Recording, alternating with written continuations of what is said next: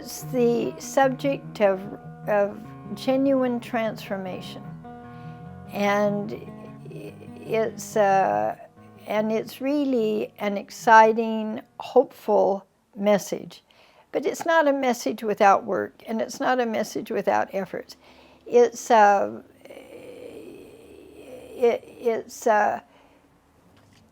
both the advantage and the disadvantage for people that are looking for instant gratification, instant solutions.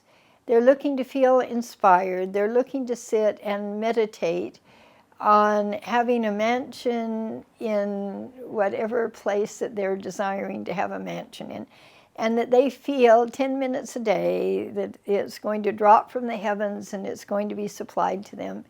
There are many, many books, directly or indirectly, that have the messages that you can have anything you want, but you do not have to do the inner work on yourself, and that you do not have to make change, and that you do not have to make real transformation. Those books, I think, have the ability to appeal to a great many people, but the ability of lasting results to manifest is questionable, and it's questionable.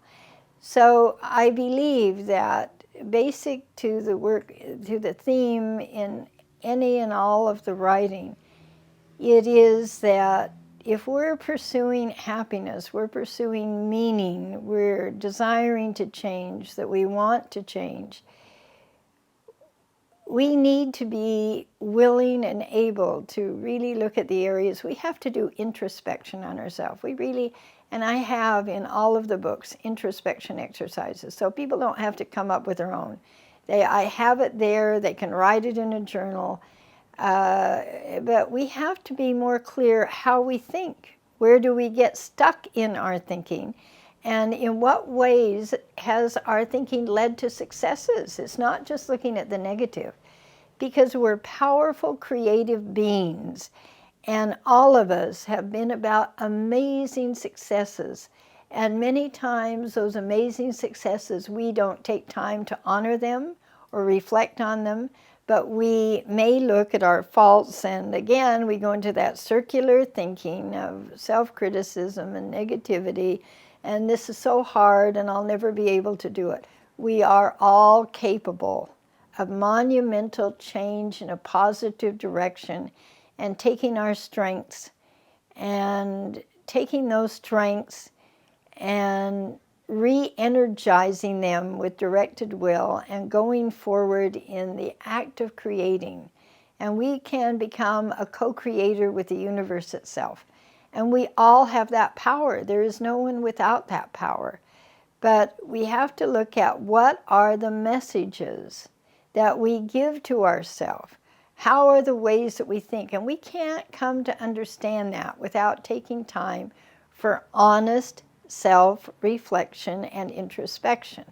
So in addition to that introspection and that self-examination, I believe that real change can be assisted, and a vital aspect can be meditation. Learning to work with meditation, learning to work with affirmations. And again, it's not about the simplistic understanding of saying, I will soon have a multi-million-dollar house and just repeating that. It's really about how do we align ourselves with the creative force of the universe, and how do we work with techniques such as affirmations, which is covered in my book on Affirmations Handbook. How do we work with it and align with the truths in the universe and align with the truth of who we are, and really learn to use it as a tool of change and transformation. And with meditation, meditation is not making the mind go blank. Meditation is interiorized consciousness. And when we use well-balanced techniques, we learn to go to the stillness and to escape the monkey mind and the chatter that's based on ego-based personality. When people say, I don't have a talent for meditating, who has a talent for meditating? No one has a talent for meditating. Our nature is, we're wired to think, for neurons to be firing. We're not wired for silence. We aren't wired for the stillness. We have to make the effort with balanced techniques to go into that inner life, and in the inner life we access more of our power in which to participate in the outer world. It's not about how do we withdraw from life, it's about how do we use these tools so that we can be more powerful in our living, more powerful in our choices, more powerful in our ability to access peace. It isn't about finding the way to change all of the circumstances in our life. It's about how do we change our consciousness so that we are participating in better choices, greater acts of discernment, greater creativity, and how do we, in working with these ideas, how do we begin to create some peace in our life? How do we begin to create joy?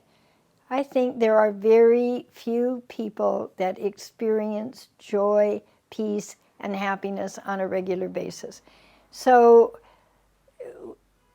in what way are these books different? Basically, the promise is there that if you will make the effort, you can and will succeed.